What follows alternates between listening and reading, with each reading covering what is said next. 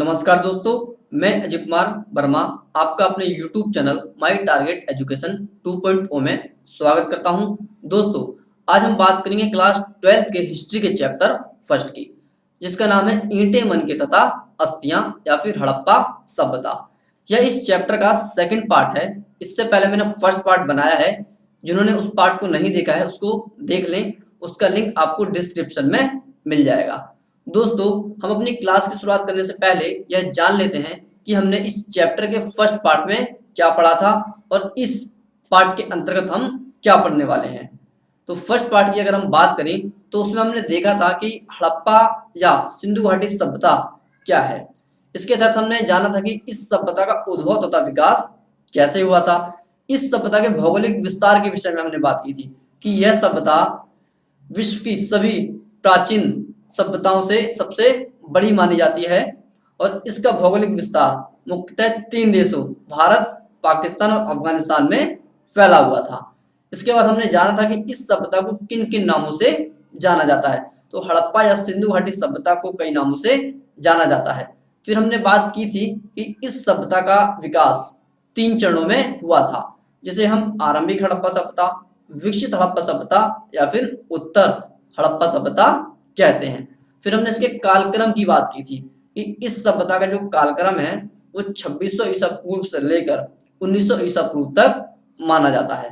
फिर हमने बात की थी कि हड़प्पा सभ्यता के लोगों के जीवन निर्वाह के प्रमुख तरीके क्या थे। तो ये कई तरीके से अपना जीवन निर्वाह करते थे, जैसे कृषि, पशुपालन, आखेट या मत्स्य पालन। तो इस तरीके से ये लोग अपना जीवन निर्वाह करते थे। और इसी के साथ साथ हमने इनकी कृषि प्रौद्योगिकी की भी बात की थी कि ये किस तरीके से कृषि करते थे। और जो हमारा अंतिम टॉपिक था उसमें हमने बात की थी कि इस सभ्यता के विषय में जानकारी के प्रमुख स्रोत क्या थे। तो ये जो टॉपिक है जो हमने फर्स्ट पार्ट में कवर किए थे, इस पार्ट में भी दोस्तों हम 3 टॉपिक कवर करेंगे। जो हमारा पहला टॉपिक रहेगा उसमें हम बात करेंगे कि हड़प्पा सभ्यता के नगरों की प्रमुख विशेषताएं क्या हैं, यानी कि इसके नगरों की क्या विशेषताएं हैं। फिर हम जानेंगे कि क्या हड़प्पाई समाज में सामाजिक और आर्थिक स्तर पर भिन्नता थी, अगर थी तो पुरातत्वविद किस आधार पर इसका पता लगाते हैं। फिर हम इनकी आर्थिक गतिविधियों पर प्रकाश डालेंगे। ये लोग मुख्यतः शिल्प उत्पादन के कार्य में संलग्न थे, जो पूरी तरीके से शिल्प उत्पादन का कार्य किए करते थे। अब जाहिर सी बात है, जब शिल्प उत्पादन का कार्य करेंगे तो इनके लिए कच्चे माल की भी व्यवस्था करनी पड़ती थी। तो ये लोग कच्चे माल को कहाँ से प्राप्त करते थे, तो यानी हम इनके व्यापार पर भी बात करेंगे। तो चलिए दोस्तों, हम स्टार्ट करते हैं। तो दोस्तों, ये टॉपिक हैं जो हमें आज की क्लास में कवर करने हैं। तो चलिए एक एक करके हम इनको देखते हैं। तो सबसे पहले हम बात करेंगे हड़प्पा सभ्यता के नगरों की क्या विशेषताएं थी। उसके बाद हम बात करेंगे कि सामाजिक भिन्नताओं का पता पुरातत्वविद कैसे लगाते हैं। फिर हम देखेंगे इनके शिल्प उत्पादन तथा कच्चा माल प्राप्त करने के तरीके और सुदूर क्षेत्रों से इनका व्यापार।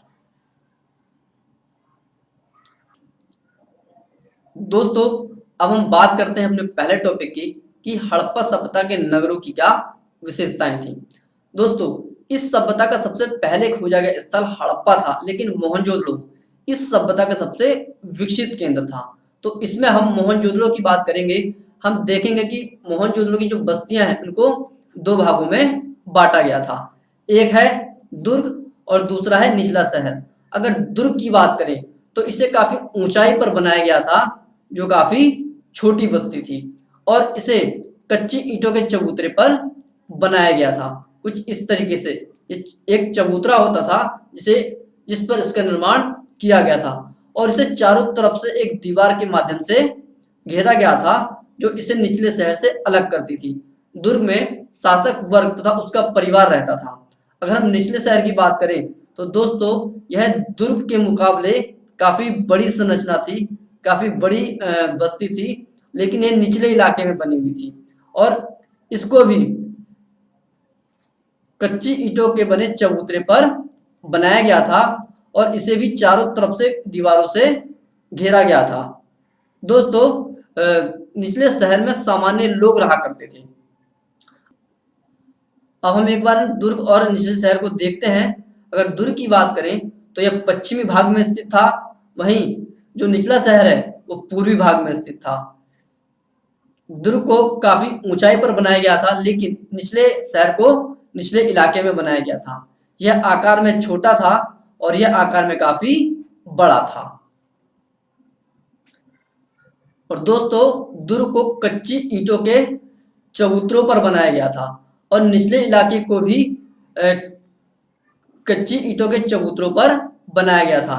इसे दीवार के माध्यम से घेरा गया था, जो इसे निचले शहर से अलग करती थी, और इसे भी दीवार से घेरा गया था। दुर्ग में दोस्तों शासक वर्ग और उसका परिवार रहता था। वहीं दूसरी तरफ निचले नगर में सामान्य लोग रहा करते थे, जैसे कृषक वर्ग, श्रमिक या फिर व्यापारी।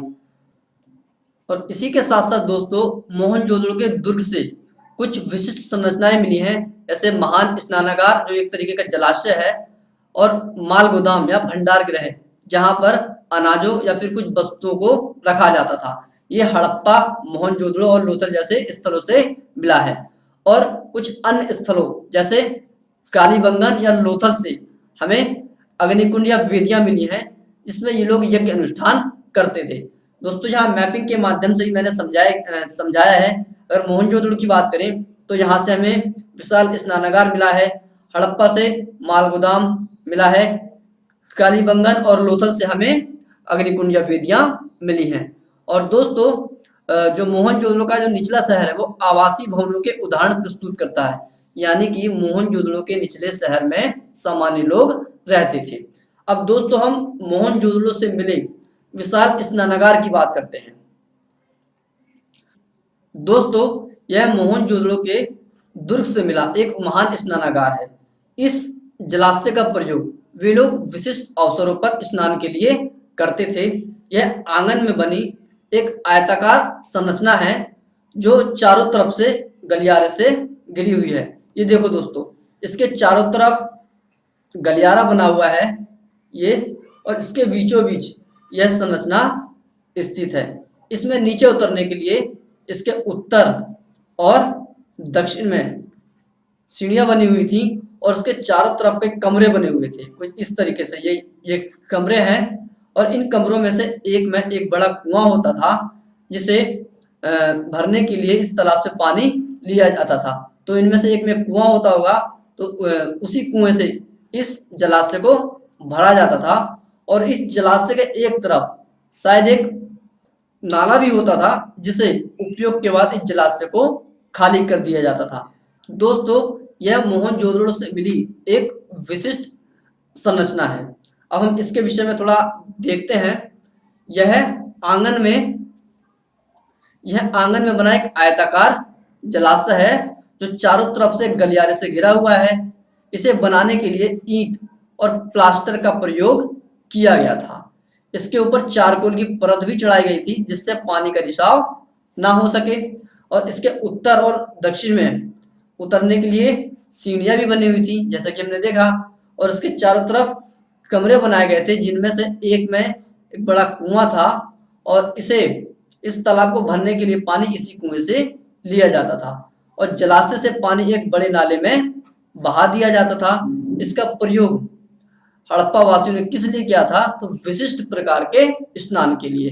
तो इतिहासकारों का मानना है कि इस जलाशय का उपयोग विशिष्ट अवसरों पर विशेष प्रकार के स्नान के लिए किया जाता था। तो हमने मोहनजोदड़ो से मिले विशाल स्नानागार की बात की। अब दोस्तों, हम बात करते हैं मोहनजोदड़ो के गृह स्थापत्य कला की। जैसा कि हमने अभी बताया था कि मोहनजोदड़ो का जो निचला शहर है वो आवासीय भवनों के उदाहरण प्रस्तुत करता है, यानी कि मोहनजोदड़ो के निचले शहर में सामान्य लोग रहा करते थे। अब देखते हैं कि इनके इस निचले शहर की क्या विशेषताएं थी। अगर इसकी विशेषताओं पर बात करें तो दोस्तों, यहाँ के जो घर थे वो आंगन पर केंद्रित थे, यानी कि यह आंगन है, और आंगन के चारों तरफ बड़े बड़े कमरे बनाए जाते थे कुछ इस तरीके से। और आंगन खाना पकाने, सिलाई कढ़ाई करने जैसी गतिविधियों के प्रमुख केंद्र थे। तो आंगन पर ये इनके जो घर थे वो केंद्रित थे। और दोस्तों, इसी के साथ साथ ये अपनी निजता को भी महत्व देते थे, यानी जो इनके घरों की दीवारें थी उन पर खिड़कियां नहीं होती थी और कोई भी व्यक्ति मुख्य द्वार से आंगन तथा आंतरिक भाग को सीधा देख नहीं पाता था। तो इससे ये पता चलता है कि ये लोग अपनी आंतरिक गतिविधियों को छिपाते थे या फिर अपनी निजता का काफी ख्याल रखते थे। कुछ इस तरीके से, जैसे मान लो यह इनका घर होगा और यह मुख्य द्वार है। अगर कोई व्यक्ति यहाँ से गुजरता था तो वह इनके मुख्य द्वार से आंगन या फिर आंतरिक भाग को देख नहीं पाता था। यानी कि शायद इनके दरवाजे के पीछे एक दीवार होती थी जिससे इनका आंतरिक भाग का अवलोकन नहीं हो पाता था। यानी कि कोई भी इनके घरों के अंदर ताक झांक नहीं कर सकता था। तो यह इनके घरों की एक विशेषताएं थी।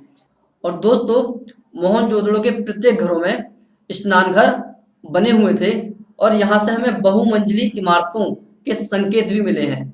यहाँ से ऊपरी तल या छत पर जाने के लिए सीढ़ियों के अवशेष मिले हैं, जिससे ये पता चलता है कि यहाँ की जो इमारतें थी वो बहुमंजिले थी।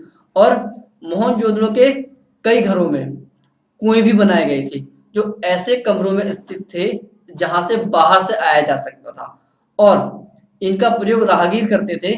मोहनजोदड़ो से हमें लगभग 700 कुएं मिले हैं। तो हमने देखा कि मोहनजोदड़ो के निचले शहर की क्या विशेषताएं थी। इनके जो घर थे वो आंगन पर केंद्रित थे। ये लोग अपनी निजता का काफी ख्याल रखते थे। इनके घरों में स्नान घर भी होते थे और यहाँ के जो घर थे वो बहुमंजिले थे।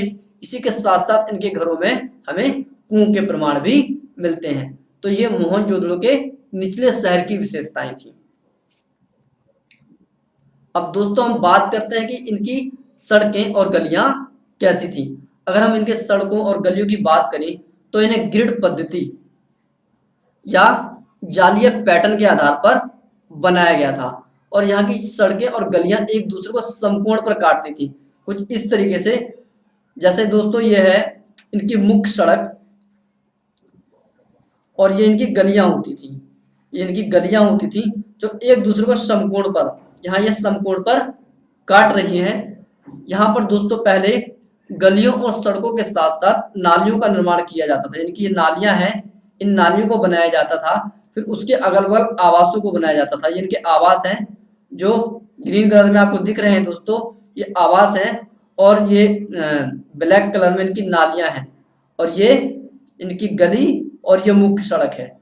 तो देखें कि यहाँ सर्वप्रथम गलियों के साथ नालियों को बनाया गया था, फिर उसके अगल बगल आवासों का निर्माण किया गया था। तो अगर हम इनके सड़कों और गलियों की बात करें तो यह एक दूसरे को समकोण पर काटती थी। यहाँ पर लोगों ने सबसे पहले गलियों और सड़कों का निर्माण किया था, फिर उसके अगल बगल आवासों को बनाया था।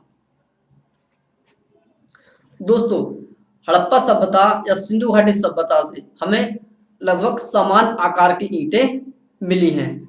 दोस्तों, अगर हम इनकी ईंटों की बात करें तो यह एक निश्चित अनुपात की होती। लगभग सभी हड़प्पा स्थलों से एक समान आकार की ईंटें मिली हैं जिनका एक निश्चित अनुपात होता था जो 4:2:1 की होती थी और इन्हीं ईंटों के माध्यम से यहाँ के आवासों, नालियों, कुओं इत्यादि को बनाया जाता था। तो यह इनकी, तो ईंटों का निर्माण इनकी एक प्रमुख विशिष्टता थी, एक प्रमुख विशेषता थी। अब हम इनके जल निकास प्रणाली की बात करते हैं। दोस्तों, हड़प्पा सभ्यता की अगर जल निकास प्रणाली की बात करें तो यह इस सभ्यता की सबसे अनूठी विशेषताओं में से एक है। इसे बहुत ही बेहतरीन तरीके से बनाया गया था। यहाँ की नालियों के विषय में मैके कहते हैं, मैके एक प्रसिद्ध इतिहासकार हैं जिन्होंने कहा है कि यहाँ का प्रत्येक आवास गली की नालियों से जोड़ा गया था, ठीक आज की तरह। जैसे कि आज हम देखते हैं कि जो हमारा घर होता है, हमारा आवास होता है, वो गली की नालियों से जुड़ा होता है। तो उस समय भी प्रत्येक आवासों को गली की नालियों से जोड़ा गया था और इन नालियों और नालों को पक्की ईंटों से बनाया जाता था और इनको ईंटों से ढका भी जाता था ताकि समय समय पर इनकी सफाई की जा सके। और कुछ स्थानों पर इनको चूना पत्थर की पट्टिका से भी ढका जाता था। अगर इनके जल निकास की बात करें दोस्तों, ये छोटे शहरों तक सीमित ना रहकर बड़े शहरों पर भी उपलब्ध थी। अगर लोथल जैसे शहरों की बात करें तो इन नगरों को कच्ची ईंटों से बनाया गया था, लेकिन इनकी नालियों को बहुत ही पक्की ईंटों से बनाया जाता था। तो ये देखते हैं इसको एक बार। तो नालियों के विषय में मैके का क्या कथन है? तो मैके कौन थे? मैके एक प्रसिद्ध इतिहासकार हैं जिन्होंने यहाँ की नालियों के विषय में लिखा है। तो वे बताते हैं कि यहाँ का प्रत्येक आवास गली की नालियों से जोड़ा गया था, ठीक है, जिसका गंदा पानी एक दीवार के माध्यम से गली की नाली में बह जाता था। यहाँ सर्वप्रथम नालियों के साथ गलियों को बनाया गया था। जैसा कि अभी हमने देखा था कि ये लोग पहले सड़कों और नालियों को बनाते थे, फिर उसके अगल बगल आवासों का निर्माण करते थे। तो इस चित्र के माध्यम से आप समझ सकते हैं, यह इनका मुख्य सड़क हो गई और ये इनकी गलियां होती थी, और इसी के साथ साथ दोस्तों इन्होंने नालियों को भी बनाया गया था, फिर उसके अगल बगल आवासों का निर्माण किया था। तो यह है, और यहाँ इन नालियों से यह पानी मुख्य सड़क होते हुए इन गटरों में जाता था, और यहाँ से ये बड़े नालों में जाकर अंत में एक बहुत जो विशाल नाला है यहाँ बह जाता था। इसके बाद ये नगर के बाहर पानी चला जाता था। तो काफी बेहतरीन तरीके से यहाँ यहाँ पर जल की निकासी की गई थी।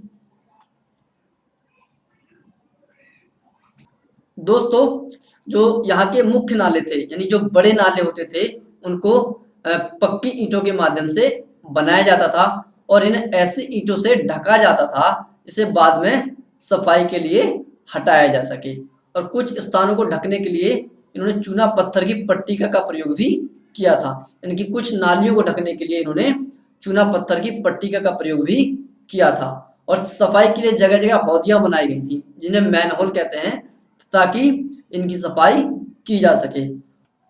और दोस्तों इनकी जो जल निकास प्रणाली है वो बड़े शहरों तक सीमित ना रहकर छोटे शहरों में भी उपलब्ध थी।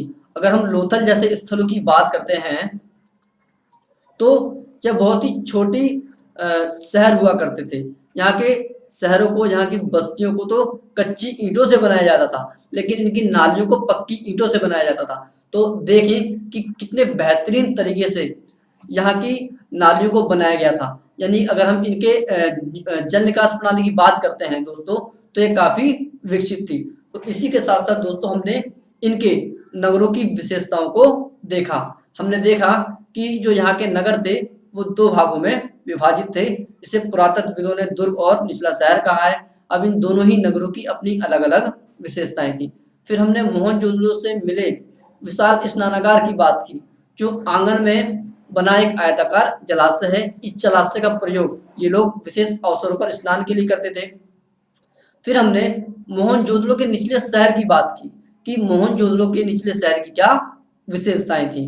फिर हमने इनकी सड़कों, इनकी गलियों के बारे में बात की, इनकी ईंटों की बात की कि ये निश्चित अनुपात की होती थी। फिर हमने इसकी नियोजित जल निकास प्रणाली की बात की। दोस्तों इससे यह पता चलता है कि यह सभ्यता काफी विकसित थी। अब हम अपने नेक्स्ट टॉपिक की बात करते हैं कि पुरातत्वविद किस तरीके से हड़प्पाई समाज में सामाजिक आर्थिक भिन्नताओं का पता कैसे लगाते हैं। तो हड़प्पाई समाज में सामाजिक आर्थिक भिन्नता का पता लगाने के लिए वे दो तरीकों का प्रयोग करते थे। इसमें से एक है समाधानों का अध्ययन और दूसरा है पुरावस्तुओं का अध्ययन। अब हम बात करते हैं कि आखिर समाधानों के अध्ययन से वे किस तरह सामाजिक आर्थिक भिन्नता का पता लगाते हैं। तो वह सर्वप्रथम समाधान की बनावट को देखते हैं, यानी कि समाधानों की बनावट के आधार पर, और दूसरा समाधानों में मिली वस्तुओं के आधार पर वे हड़प्पाई समाज में सामाजिक आर्थिक भिन्नता का अवलोकन करते हैं। अगर हम हड़प्पा वासियों की बात करें तो वे मृतकों को गर्तों या फिर गड्ढों में दफनाते थे। किसमें दफनाते दोस्तों? गड्ढों में दफनाते थे। लेकिन कहीं कहीं पर इनकी बनावट में भिन्नता देखने को मिलती है। समाधानों की जो गर्त है उसकी सतह को पक्की ईंटों से बनाया जाता था, यानी कि कहीं कहीं पर इनकी सतह को पक्की ईंटों से बनाया गया था और कहीं कहीं पर ये मिट्टी के बने होते थे।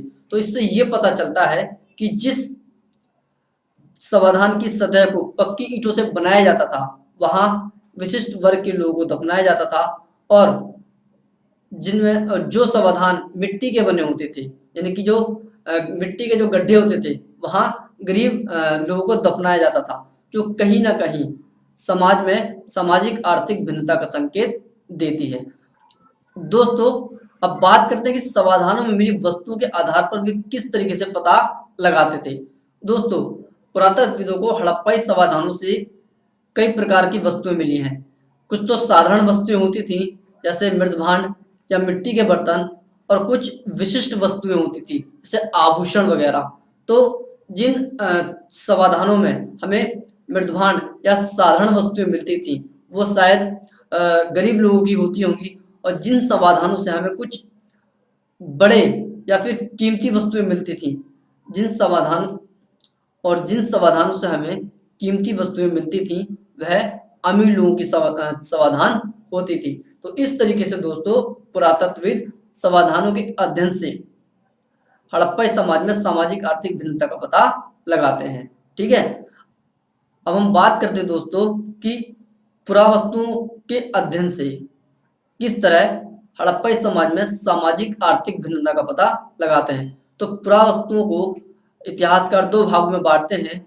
एक है उपयोगी वस्तुएं और दूसरा है विलास की वस्तुएं। अगर उपयोगी वस्तुओं की बात करें तो दोस्तों, उपयोगी वस्तुएं वे वस्तुएं होती हैं जिनका प्रयोग दैनिक कार्यों में होता है और जिन्हें बनाना काफी सरल होता है, जो आसानी से मिल जाती हैं। ऐसी वस्तुओं में चक्की, मिट्टी के बर्तन या झावा इत्यादि शामिल हैं। दूसरा है दोस्तों विलास की वस्तुएं। तो दोस्तों, विलास या विलासिता की वस्तुएं वे वस्तुएं होती हैं जो दुर्लभ या कीमती होती हैं, जिन्हें बनाना काफी कठिन होता है। तो ऐसी वस्तु में दोस्तों फायांस शामिल है। फायांस फायांस से कई प्रकार की वस्तुएं बनाई जाती थी। सबसे पहले हम जान लेते हैं कि ये फायांस होता क्या है। दोस्तों, फायांस मानव द्वारा कृत्रिम रूप से तैयार किया जाता था, यानी कि मानव फायांस को स्वयं बनाता था और बाद में फायांस से कई वस्तुएं बनाई जाती थी। फायांस को मुख्यतः बालू या घिसी हुई रेत में रंग तथा किसी चिपचिपे पदार्थ के मिश्रण को पकाकर बनाया जाता था। तो दोस्तों, अगर हम फायांस की बात करें तो इसे बालू या फिर घिसी हुई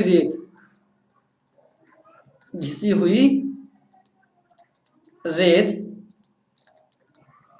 तथा उसमें रंग या चिपचिपे पदार्थ जैसे गोंद के मिश्रण को पकाकर बनाया जाता था। फिर बाद में इस फायांस से कई वस्तुएं बनाई जाती थी, जैसे मनके, बर्तन, बाले आदि। तो ये था फायांस। अगर फायांस की बात करें दोस्तों, यह हड़प्पा तथा मोहनजोदड़ो जैसे बड़े स्थलों पर मिलती थी। यह छोटे स्थलों पर विरले ही मिलते हैं, यानी कि बहुत ही ना के बराबर मिलती थी। सोने की बात करें तो सोना भी आज की तरह उतना ही कीमती था। ये भी हमें हड़प्पा और मोहनजोदड़ो जैसे स्थलों से तो मिलता है, लेकिन छोटे स्थलों से यह नहीं मिलता है। तो दोस्तों, हमने देखा कि किस तरीके से पुरावस्तुओं के अध्ययन से, यानी कि जो वस्तुएं छोटे शहरों में मिलती थी, इससे ये पता चलता है कि इनका प्रयोग आम लोग किया करते थे, लेकिन जो वस्तुएं कीमती मानी जाती थी वो बड़े शहरों में उपलब्ध थी। तो इससे ये पता चलता है कि समाज में सामाजिक और आर्थिक स्तर पर भिन्नता पाई जाती थी। अब हम इसको एक बार देखते हैं। समाधानों की बनावट के आधार पर। तो पुरातत्वविदों को हड़प्पा स्थलों से मिले समाधानों से यह पता चलता है कि मृतकों को गर्तों या गड्ढों में दफनाया जाता था, लेकिन कहीं कहीं पर समाधान गर्त की बनावट में विविधता देखने को मिलती है। इनकी सतह को कच्ची ईंटों से चिनाई किया गया था, जैसा कि अभी हमने बात की, जिससे यह पता चलता है कि सामान्य गर्तों में सामान्य गर्तों या गड्ढों में गरीब लोगों को दफनाया जाता था, और जिस समाधानों की सतह को ईंटों से चिनाई किया गया था वहां अमीर लोगों को दफनाया जाता था। अब समाधानों में मिली वस्तु के आधार पर किस तरीके से पता चलता था, तो पुरातत्वविदों को हड़प्पाई समाधानों यानी कब्रिस्तानों से कई प्रकार की वस्तुएं मिली हैं, जैसे मृतभांड और आभूषण आदि। समाधानों में मिली वस्तुओं के आधार पर भी वे हड़प्पाई समाज में सामाजिक आर्थिक भिन्नता का पता लगाते थे। तो दोस्तों देखते हैं कि जिस समाधान से मृतभांड या मिट्टी के बर्तन जैसे पदार्थ मिलते हैं वहां गरीब लोगों को दफनाया जाता था, और जिन समाधानों में विशिष्ट वस्तु जैसे आभूषण मिलते हैं वहां अमीर लोगों को दफनाया जाता था। अब देखते हैं कि यहाँ किस किस प्रकार की वस्तुएं मिली थी। तो पुरातत्वविदों को हड़प्पा स्थलों के एक कब्रिस्तान से एक पुरुष की खोपड़ी के समीप शंख के 3 छल्ले, जैस्पर जो एक प्रकार का उपरत्न है, सैकड़ों की संख्या में सूक्ष्म मनकों से बना एक आभूषण मिला है। अब देखते हैं कि पुरावस्तु के अध्ययन से वे किस तरीके से इसका पता लगाते थे। तो जैसा कि अभी हमने देखा था, एक तरीका था उपयोगी वस्तुएं और दूसरा है विलास की वस्तुएं। तो उपयोगी वस्तुएं वे वस्तुएं जो रोजमर्रा के कार्यों में उपयोग में लाई जाती थी और इन्हें उपयोगी वस्तु कहा जाता है, जैसे सुइयां, झावा या मृदभांड आदि। यह वस्तुएं लगभग सभी क्षेत्रों में आसानी से मिल जाती थी, इन्हें बनाना भी काफी आसान होता था। अगर हम विलास की वस्तुओं की बात करें तो ये वे वस्तुएं हैं जो कीमती अथवा दुर्लभ होती थी, ठीक है, जिन्हें बनाना काफी कठिन होता था और ये कुछ सीमित क्षेत्रों में ही मिलती थी। तो इससे क्या पता चलता है? इससे ये पता चलता है कि जिन स्थलों पर हमें कीमती या बड़ी वस्तुएं मिलती थी वहां अमीर लोग रहते थे, और जहां साधारण वस्तुएं मिलती थी वहां गरीब लोग रहा करते थे। तो ये समाज में, तो पुरातत्वविदों को इन वस्तु के अध्ययन से ही समाज में सामाजिक आर्थिक भिन्नता का पता चलता है, ठीक है। तो इन वस्तु को क्या कहा जाता है? विलास की वस्तुएं। जैसे फयांस, फयांस की बात की थी। फयांस क्या है? फयांस बालू या घिसी हुई रेत तथा रंग और किसी चिपचिपे पदार्थ के मिश्रण को पकाकर बनाया गया एक पदार्थ होता था, फिर बाद में इससे कई वस्तुएं बनाई जाती थी। तो इस तरीके से दोस्तों आपने देखा कि पुरातत्वविद किस तरीके से हड़प्पाई समाज में सामाजिक आर्थिक भिन्नता का पता लगाते थे। मुझे उम्मीद है कि आपको वो टॉपिक समझ में आ गया होगा।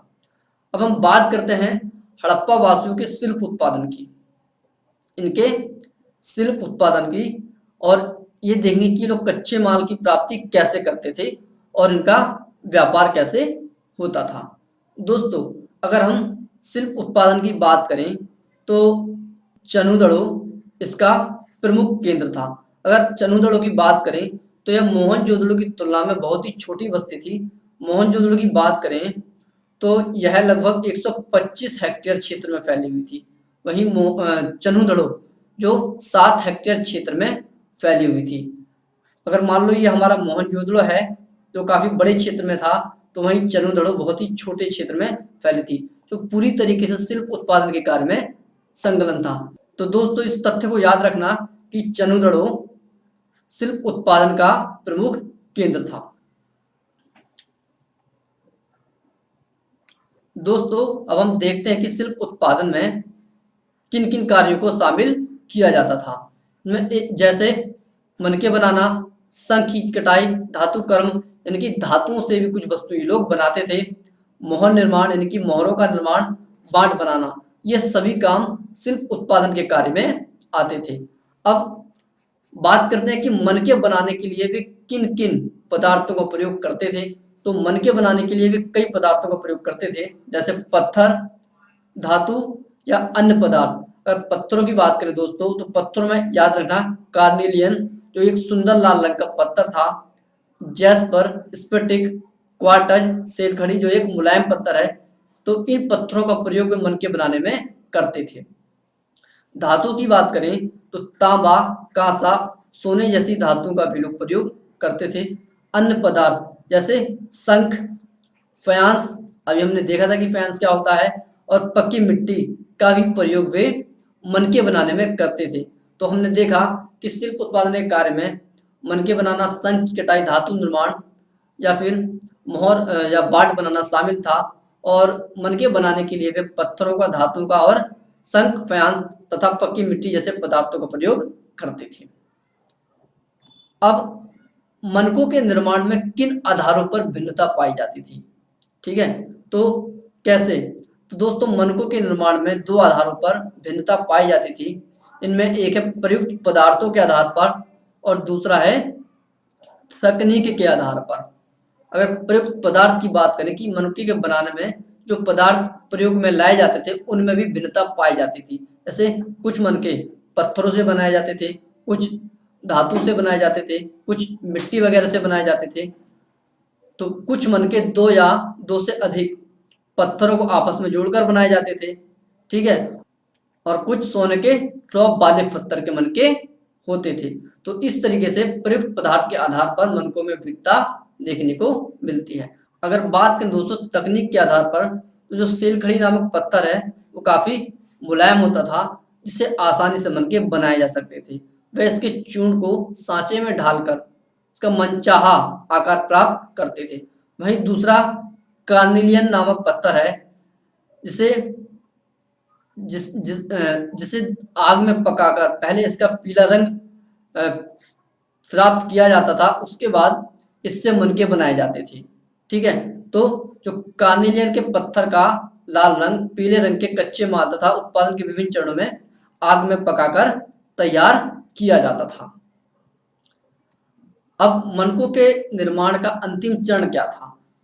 दोस्तों पत्थरों को पहले कई आकारों में तोड़ा जाता था, उसके बाद सर्क निकालकर इन्हें अंतिम रूप दे दिया जाता था। फिर यानी घिसाई, पॉलिश और छेद के साथ यह प्रक्रिया पूरी हो जाती थी और हमें चनुदड़ों, धोलावीरा और लोथल से छेद करने के उपकरण मिले हैं। ठीक है, तो हमने मनके के निर्माण को समझा कि सबसे पहले हमने देखा कि शिल्प उत्पादन में किन किन कार्यों को शामिल किया जाता है। फिर हम देखा कि मनके बनाने के लिए किन पदार्थों का प्रयोग किया जाता था, मनके बनाने में किन आधारों पर भिन्नता पाई जाती है और मनके किस तरीके से बनते थे। दोस्तों अब हम नागेश्वर और बालाकोट की बात करते हैं कि ये दोनों ही स्थल क्यों प्रसिद्ध थे। ये दोनों बस्तियां समुद्र तट के किनारे स्थित हैं। ये संख से बनी वस्तुओं के विशिष्ट केंद्र थे। ठीक है, संख से कई वस्तुएं बनाई जाती थी, जैसे चूड़ियां, करछियां और पच्चीकारी। ठीक है, पच्चीकारी एक तरीके से दोस्तों डिजाइनिंग होती है, किसी भी वस्तु या फिर किसी भी चीज पर जो डिजाइनिंग की जाती है उसको हम पच्चीकारी कह सकते हैं। अब हम बात करते हैं दोस्तों कि पुरातत्वविद शिल्प उत्पादन के केंद्रों की पहचान कैसे करते थे। हमने देखा कि हड़प्पावासी पूरे तरीके से शिल्प उत्पादन के कार्य में संलग्न थे, यानी वे लोग शिल्प उत्पादन का कार्य किया करते थे। लेकिन पुरातत्वविदों को कैसे पता चलता है कि कोई स्थल शिल्प उत्पादन का केंद्र रहा होगा? तो दोस्तों पुरातत्वविद इसका पता लगाने के लिए पुरातात्विक साक्ष्यों का सहारा लेते हैं या पुरातात्विक साक्ष्यों का अध्ययन करते हैं। जैसे वह उन स्थलों में मिली पुरावस्तुओं के अवशेषों का अध्ययन करते हैं, जैसे संख तांबा अयस्क जैसे कच्चे माल के अवशेष, अपूर्ण या तथा कच्चा माल या कूड़ा करकट। तो इन सभी अवशेषों के माध्यम से पुरातत्वविद यह पता लगाते हैं कि यह शिल्प उत्पादन का केंद्र रहा होगा। मानव जहां भी रहता है वहां वह कोई ना कोई गतिविधि जरूर करता है और वह वहां किसी प्रकार का सामान या कूड़ा करकट छोड़ के अन्य स्थान पर चला जाता है, तो वह कूड़ा करकट उस केंद्र या उस स्थल के विषय में जानकारी का एक प्रमुख स्रोत होता है। तो पुरातत्वविद इन पुरातात्विक साक्ष्यों के आधार पर ही शिल्प उत्पादन के केंद्रों की पहचान करते थे। ठीक है दोस्तों, अब हम बात करते हैं कि हड़प्पावासी कच्चे माल की प्राप्ति कैसे करते थे। तो दोस्तों शिल्प उत्पादन के कार्य में कई प्रकार के कच्चे माल की आवश्यकता पड़ती थी। कुछ वस्तुएं जैसे मिट्टी तो आसानी से ही मिल जाती थी, लेकिन कुछ कीमती वस्तुएं या धातुएं तथा पत्थर शहर के बाहर से मंगानी पड़ती थी। तो वे किस तरीके से इन वस्तुओं को मंगाते थे? तो दोस्तों इसके लिए वे दो तरीके अपनाते थे, जिनमें पहला तरीका है बस्तियां स्थापित करना और जो दूसरा तरीका है वो है अभियान भेजना। अगर हम पहले तरीके की बात करें तो यह उन स्थानों में बस्तियां स्थापित करते थे जहां इन्हें कच्चा माल आसानी से मिल जाता था। जैसे नागेश्वर और बालाकोट की बात करें तो यह संघ से बना एक प्रमुख केंद्र था। यहाँ इन्होंने बस्तियां स्थापित की क्योंकि यहाँ इन्हें संघ जैसा कच्चा माल आसानी से मिल जाता था। अफगानिस्तान के सुरतुगोई में भी जो लाजवर्द मणि, जो एक नीले रंग का बहुत ही खूबसूरत पत्थर का केंद्र था, यहाँ भी इन्होंने बस्तियां स्थापित की थी। और इसी तरह इन्होंने लोथल और राजस्थान में भी बस्तियां स्थापित की थी। और दूसरा तरीका था दोस्तों इनका अभियान भेजना। ये अभियानों के माध्यम से भी ये लोग कच्चे माल की प्राप्ति करते थे। इन अभियानों के माध्यम से ये लोग वहाँ के स्थानीय समुदाय से संपर्क स्थापित करते थे। इन्होंने राजस्थान के क्षेत्रीय अचल क्षेत्र तांबे के लिए तथा दक्षिण भारत कर्नाटक में सोने के लिए अभियान भेजे थे। पुरातत्वविदों ने राजस्थान के क्षेत्रीय अचल क्षेत्र को गणेश्वर जोधपुरा संस्कृति का नाम दिया है। ये नाम इसे इसलिए दिया गया है क्योंकि इस क्षेत्र के जो मृदभांड है वो हड़प्पाई मृदभांडों से भिन्न है और यहाँ पर तांबे की अपार संपदाएं थी। यानी कि जो राजस्थान का क्षेत्रीय क्षेत्र है वहां से हड़प्पावासी तांबे का आयात करते थे और दक्षिण भारत के कर्नाटक से ये लोग सोने का आयात करते थे। तो इन दो तरीकों से ये लोग कच्चे माल की प्राप्ति करते थे। तो दोस्तों ये दो तरीके हैं जिनके माध्यम से ये लोग कच्चे माल की प्राप्ति करते थे। अब दोस्तों यहाँ पे मैंने मैपिंग के माध्यम से यहाँ समझाया है कि बालाकोट और नागेश्वर ये समुद्र तट के किनारे स्थित हैं। ये संघ से बनी वस्तुओं के विशिष्ट केंद्र थे। तो इन क्षेत्रों में इन्होंने क्या की, बस्तियां स्थापित की। लोथल में भी इन्होंने बस्तियां स्थापित की। इसी तरीके से सोर्तुगोई, जहाँ से लाजवर्द मणि नामक पत्थर मिलता था। और राजस्थान और कर्नाटक जैसे क्षेत्रों में इन्होंने अभियान भेजे। ठीक है, तो इसको हम एक बार देखते हैं कि जिन क्षेत्रों में इन्हें कच्चा माल आसानी से मिल जाता था ये लोग वहां बस्तियां स्थापित करते थे। ठीक है, जैसे अगर नागेश्वर और बालाकोट की बात करें तो यहाँ संघ जैसा कच्चा माल मिलता था। अफगानिस्तान में सुरतुगोई, जहां नीले रंग का पत्थर लाजवर्द मणि मिलता था, यहाँ भी इन्होंने बस्ती स्थापित की। लोथल गुजरात में भड़ोच, जहाँ कार्निलियन का सुंदर पत्थर मिलता था। और दक्षिणी राजस्थान तथा उत्तरी गुजरात से ये सेलखड़ी नामक पत्थर प्राप्त करते थे। और राजस्थान से ये लोग तांबे जैसी धातु का आयात करते थे। और इन्होंने कुछ क्षेत्रों में अभियान भी भेजे, जैसे राजस्थान के क्षेत्रीय अचल क्षेत्र में ये तांबे के लिए और कर्नाटक में सोने के लिए।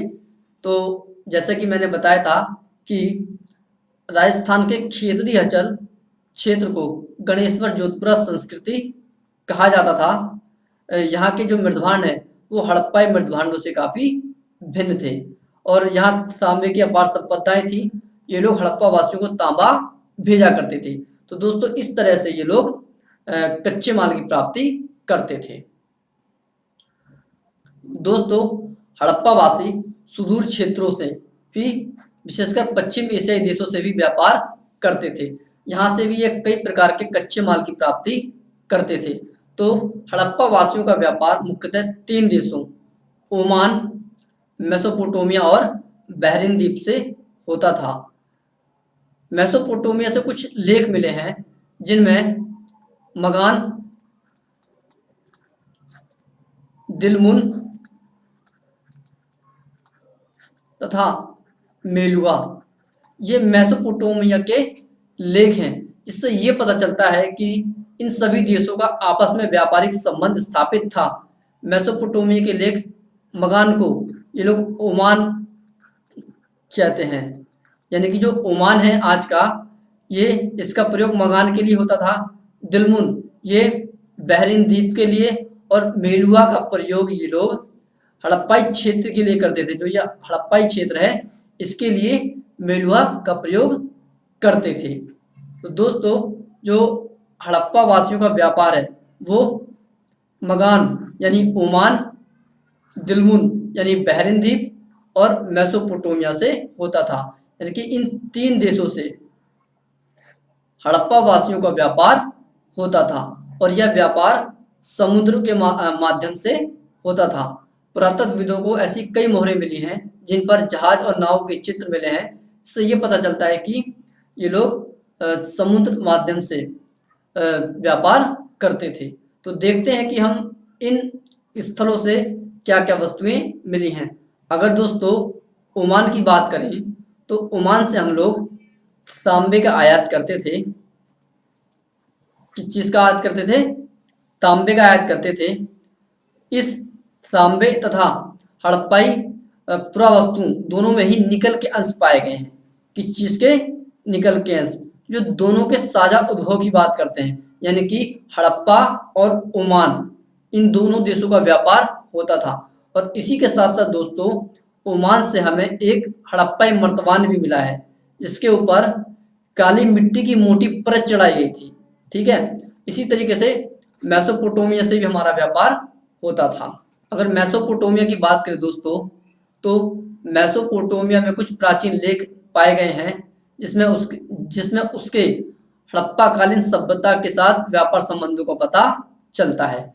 मेसोपोटामिया में स्थित अक्काद के प्रसिद्ध शासक सौरगन का ये कहना है कि दिलमुन यानी बहरीन द्वीप, मगान यानी ओमान तथा मेलुआ यानी हड़प्पाई क्षेत्र के जहाज उसकी राजधानी में लंगर डालते थे या उसकी राजधानी में ये आते थे। तो दोस्तों इस कथन से यह साफ स्पष्ट होता है कि हड़प्पा वासियों का या इन सभी देशों का आपस में व्यापारिक संबंध स्थापित था। तो मेसोपोटामिया से हम लोग तांबे का आयात करते थे, यानी जो हड़प्पा वासी हैं वो तांबे का आयात करते थे और इसमें भी निकल के अंश पाए जाते थे। मेसोपोटामिया से पुरातत्वविदों को हड़प्पाई पुरावस्तुएं मिली हैं, जैसे मोहरें, मनके, बाट तथा पासे। तो ये सभी वस्तुएं हमें मेसोपोटामिया से मिली हैं। तो दोस्तों मेसोपोटामिया का जो लेख है मेलुहा से प्राप्त निम्नलिखित उत्पादों का उल्लेख करता है। यानी कि हड़प्पा वासी मेसोपोटामिया को निम्न वस्तुएं भेजते थे, जिसमें कार्निलियन जो सुंदर लाल रंग का एक पत्थर है, लाजवर्द मणि जो एक नीले रंग का पत्थर है, तांबा, सोना तथा विविध प्रकार की लकड़ियां, ये सभी वस्तुएं हड़प्पा से मेसोपोटामिया भेजी जाती थी। और दोस्तों एक मेसोपोटामिया का एक मिथक है मेलुहा के विषय में। मेसोपोटामिया का एक मिथक है जो ये कहता है कि तुम्हारा पक्षी हाजा पक्षी हो और उसकी आवाज राज प्रसाद में सुनाई दे। यह मेसोपोटामिया का एक कथन है। किसके लिए? मेलुहा के लिए। अब जो यह हाजा पक्षी था शायद ये मोर था। तो हम लोग यानी हड़प्पा वासी ओमान, बहरीन व मेसोपोटामिया से संपर्क सामुद्रिक मार्ग से करते थे। मेसोपोटामिया के लेख मेलुहा को नाविकों का देश कहा जाता है। हड़प्पाई मोहरों पर जहाजों तथा नावों के चित्र मिले हैं, तो जिससे ये पता चलता है कि ये लोग सामुद्रिक मार्ग से या नदी मार्ग से व्यापार करते थे। तो दोस्तों इस भाग में इतना ही। मुझे उम्मीद है कि आज के टॉपिक आपको काफ़ी अच्छे से समझ में आए होंगे।